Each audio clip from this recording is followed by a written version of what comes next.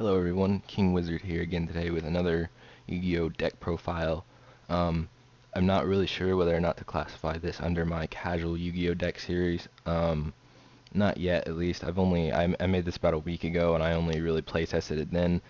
Since then, I haven't really touched it at all. Um, I'm going to be dueling with it. I'm going to do one test duel against an AI here on Yu-Gi-Oh Pro with it right after this profile, just to kind of showcase how it functions, um, and just to see, just so you guys can get the main gist of the deck. I imagine most people who watch this will already know kind of how the deck works, um, because it is a Gusto deck, and Gusto is a really old archetype. Now, the main thing that I really wanted to do uh, was this deck didn't really start out originally as a Gusto deck. I believe I was watching somebody on YouTube who were it's going over the masked heroes, and they got to Divine Wind or Kamikaze as it's in the OCG, and they said good luck getting that out after they said its name, and I kind of took that as a personal challenge to find a deck that can optimally get it out with mass change second, since mass change requires a hero, and I believe the only wind hero monster is the only wind elemental hero monster is Avian, and everybody knows that's not good. Um, so I was really I've been looking for a wind deck that can benefit off of cards getting into the graveyard, um, and this is my, I guess, second attempt at an archetype that can work with it. And the first one that I tried was a Dragoonity, and I didn't really like the way it worked. I didn't really like the way it played out, and I don't really like the mechanics of Dragoonity. I never really have. But I'm really liking this deck. Uh, I really do think that it works really well. I think Mass Change Second works really well with the deck because you kind of need to get tuners into the grave for better Pilica plays. Um, so I'm just going to go ahead and get into it. For the monster lineup, I'm wanting one Cam because I don't want to run any more because she's kind of dead when you draw her, and she's not an E-Telly target. I believe the only card that can get her out is Eagle, um, and her effect is such a late game effect. Anything that requires you to shuffle Gusto monsters from your grave into your deck is a pretty late game effect, mid to late game, and so yeah, I really don't feel like she should be at any more than a 1. Next up we have 3 Pilicas. She's definitely the main normal summon monster of the deck. She's definitely the main card, really, the one that makes all the plays really happen for the most part. And I feel like she's almost mandatory at 3. 3 Goldos, because this card, it really sets up your level 6 plays, and like most of the time I really do want to go into a Digustos Freeze. Like that's the card that I really want to go into the most. So Pilica and Goldo get that out pretty fast. Next up we have 3 Griffins, and this is mainly to get a Pilica on board. Gusto Griffin does get its effect discarded by Dark World Dealings and Mass Change Second. So if you're stuck without a Pilica, but you have a Dark World Dealings, you can activate it, draw a card, discard Griffin, and not only that, it's a pretty good +1 that can potentially set up other plays. Next up we have 1 Falco for just potential, uh, if I need to go into like a rank, if I have a freeze on board and I need to go into a level 8, then Falco is always there. It's a good target to just send to the grave if I already have like a Goldo. Next up I have 2 Eagle, again for that potential level 1 tuner to just add a 1 on something if I have like a level 7 out, or if I need to go into a level 7, or if I have a level 5 out and I want to go into freeze. Eagle's always there. And then I'm running 2 Mathematician, because I really feel like this deck kind of needs more monsters, and there aren't Armageddon Knight obviously only ditches dark monsters, while Mathematician can ditch anything level 4 or lower. And his effect to, if he gets destroyed by battle, can draw one, and that's always good. Um, but he hasn't really been dead throughout my testing. There's never a time where I've drawn him and it's not been terrible. I guess he'd be kind of bad late game when you already have your grave set up or something of that sort. But most of the time when I have actually gotten him, it's been pretty early game to where he's been in my opening hand sometimes. So he hasn't really been dead. Onto the spells, I'm running 3 Dark World Dealings because, again, I need to get the tuners to the grave. And it also makes Gusto Griffin its effect live, as I've already mentioned. 2 E-Tellies because special summoning Pilica is always a good thing. 2 Mass Change Seconds because, again, I need to get tuners to the grave, and getting out Divine Wind is always really awesome. I'm running 1 Raigeki and 1 Dark Hole. Dark Hole isn't as bad for this deck because, if you don't have any other discard outlet in your hand, and say you have a Goldo and you don't really have any other play, and your opponent has monsters on board, you can normal summon the Goldo and then play Dark Hole. So it gets the Goldo in the grave while also clearing your opponent's board. 3 Upstart Goblins for consistency. And then onto the traps, I'm running 3 Fiendish Chains, 2 Mind Crush, 2 Blessings for Gusto, 2 Breakthrough Skills, 2 Deprisons, and 2 Call of the Haunted. Now, with the trap lineup, as I've said before in the past, I really love Effect Negation. I think it's really good this format, and Mind Crush is also really good this format since a majority of the top meta decks search constantly. And so I just feel like if you have the space and you're trying to build a really competitive deck, these cards are almost mandatory, in my opinion. For the D-Prisons, I really kind of wanted to run Battle Traps because, this deck doesn't have a lot of beat sticks, really. I guess the highest beat stick would probably be Hyper Psychic Blaster and Divine Wind.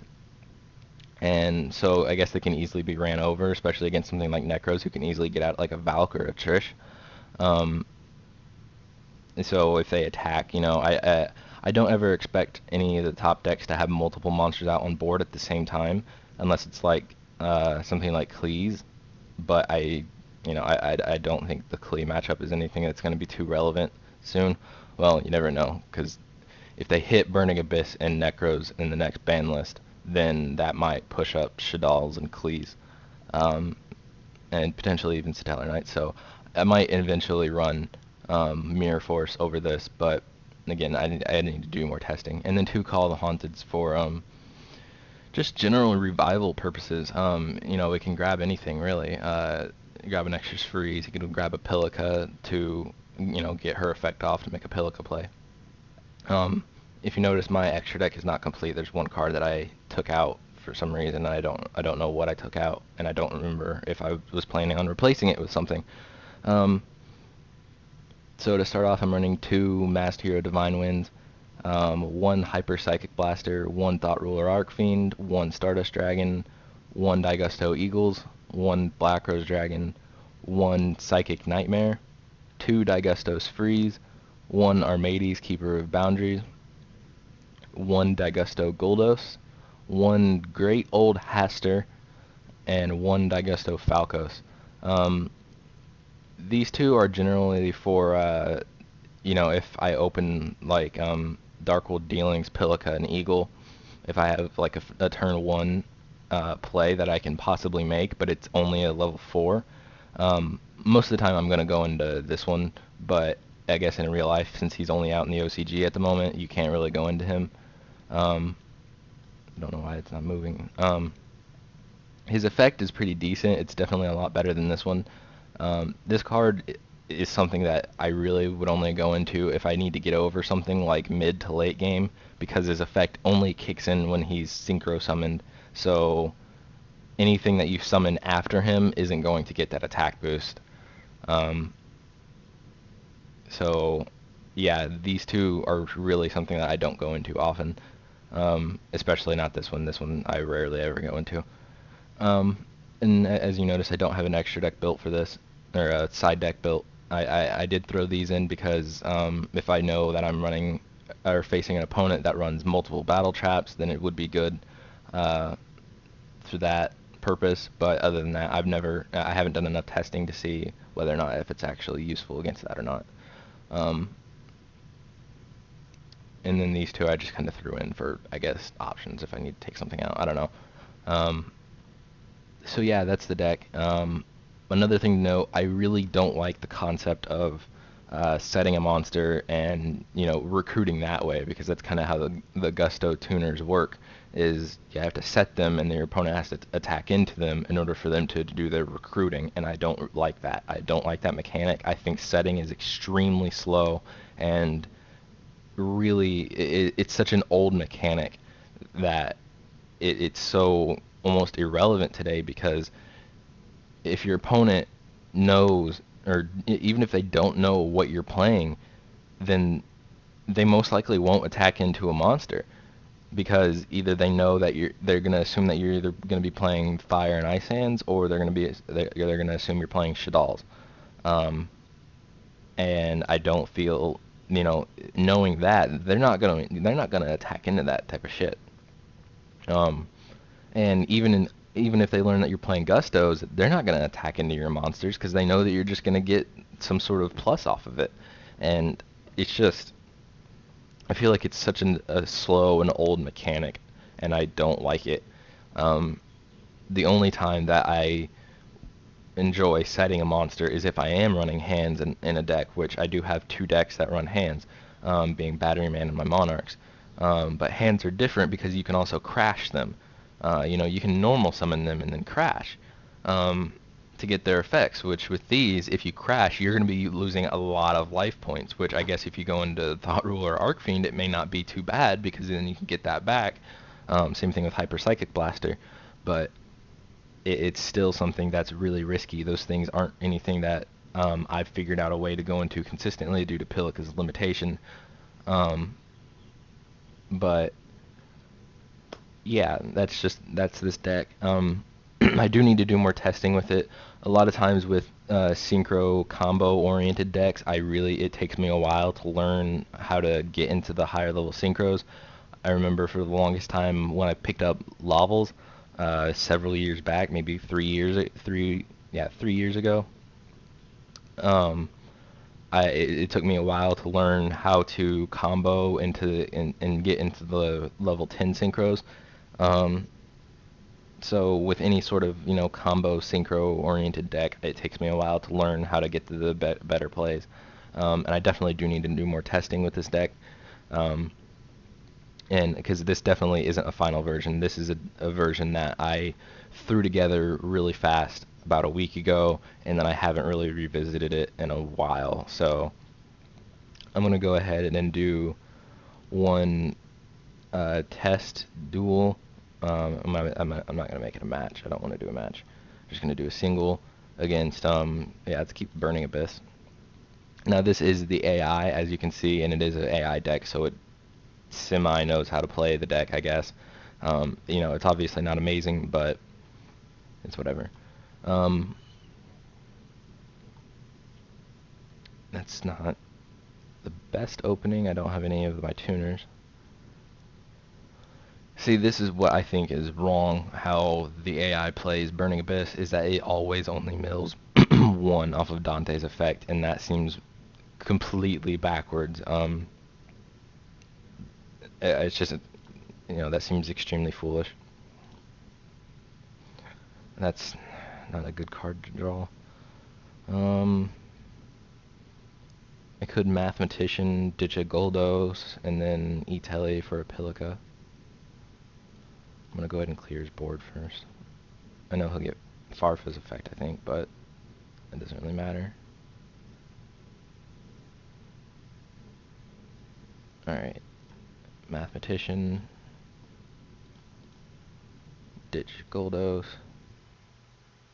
Or ditch Goldo. My bad. Bring out Pilica.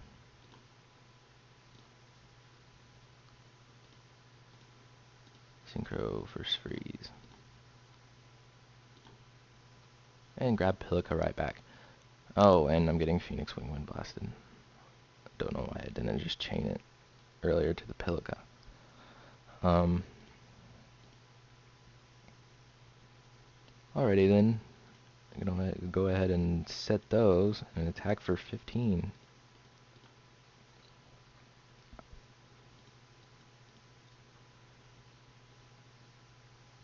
So I really don't know whether or not I should put this video under my Casual Yu-Gi-Oh decks in that series. I'm not sure if I really should, because it does run a decent amount of cards. It does have a decent amount of combos it can make, but and its plays are pretty consistent. It's just whether or not those plays are any good.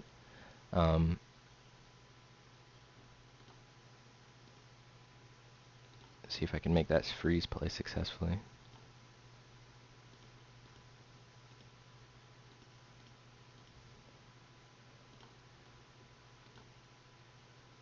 Ring of Destruction. Do I get to add the Pilica? I sure do.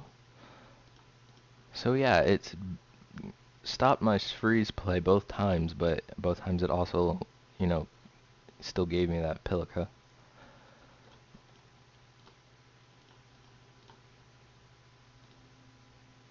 Oh well, shit. I didn't know that far if I had 19. I also don't know Burning Abyss very well.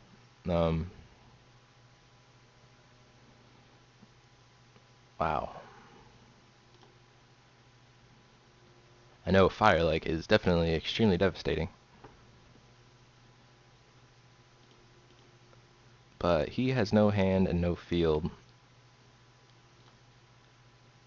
A big play would be really awesome right now, but I don't think I can make one.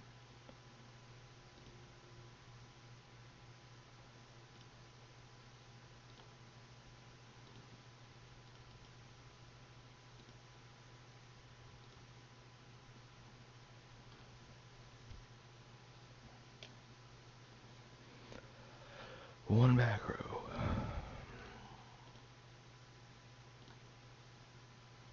Ooh, let's see. I already have a Pilica and an E-Telly, so discarding Griffin may not be the best choice, considering I go for 4.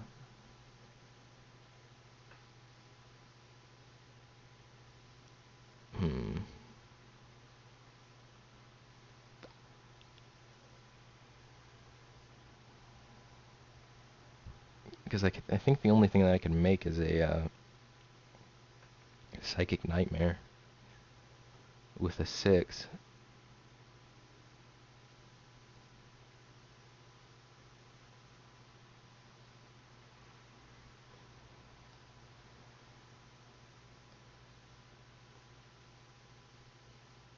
But then again, I'm kind of weighing my options against that. You know, I'm just gonna say YOLO, and I don't really want to make this video too long, because I could sit here all day thinking about what would be the optimal play. And oh, I didn't even consider his life points. This is going to be a game, unless that back row is like a battle stopper, which I don't think it runs battle stoppers. So yeah, that was a little dumb of me. Yeah, one against Burning Abyss AI that doesn't know how to play Burning Abyss. So yeah, that's my Gusto deck that I threw together about a week ago. This is definitely not the final version of it. I definitely will keep the Mass Change second and Divine Wind, if anything, because that was what I originally wanted to build. I didn't like set out to build a Gusto deck. I just kind of wanted to find a Wind deck that could utilize Mass Change second and Divine Wind. And Gusto just happens to be probably my favorite that I've tested so far. I haven't tested Harpies or anything else really, other than Dragoonity. Like, I tested a Dragoonity build and I didn't like it, so I deleted it. So I think if anything, I might test Harpies if this Gusto build doesn't really work out. But so far it really is. I think I am going to go ahead and file this under my Casual Yu-Gi-Oh deck series, because I feel like this deck, it's good at what it does. It's just that what it does isn't very amazing.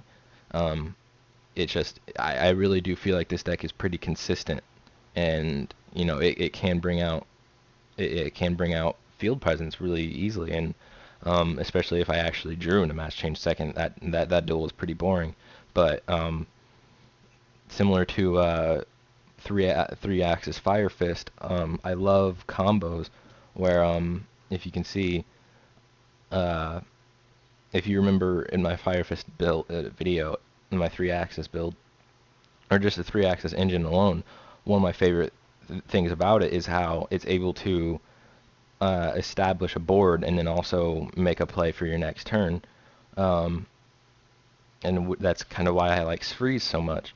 And then if you've seen my Chaos Ritual deck, one of the reasons why there's a similarity or a similar play that this deck has as well with the Chaos Ritual deck's play of advanced ritual art to summon a ritual monster, and then setting up a play for a chaos monster by activating that advanced ritual art and sending a dark and a light to summon the ritual monster. This deck has I can make a play with Mass Change Second to get out Divine Wind, but then if I discard a Griffin, it sets up a Pilica synchro play. And I love that's just something that I really love with this deck. That type of combo to me is really something that I really like doing in any sort of deck. And the fact that this deck can also make a synchro that can allow you to not necessarily like kind of recycle, just not in the same turn. Like how Fire Fist bring out Horse Prince into that, and then with Horse Prince's effect bring out a Rooster, which then you can grab another Spirit with. So making your play establishes a play for your next turn if they happen to get over your field. And this deck does a similar thing with getting out Freeze and grabbing that Pilica that you used to make Freeze right back. So I am having a lot of fun with this deck. I'm most likely not going to make like I feel pretty set on Gustos as a wind archetype for Divine Wind. I might not even test Harpies. But yeah, that's the deck. I hope you guys enjoyed this video. If you liked this video, please thumb it up. If you have any tips or suggestions, please leave a comment down below. And if you want to get in contact with me, you can either send me a message over YouTube, or if you check out my channel description, I have my Pojo username, and I do frequent Pojo, the Yu-Gi-Oh threads on Pojo a lot. So if you want, you can send me a message over there. Thanks for watching.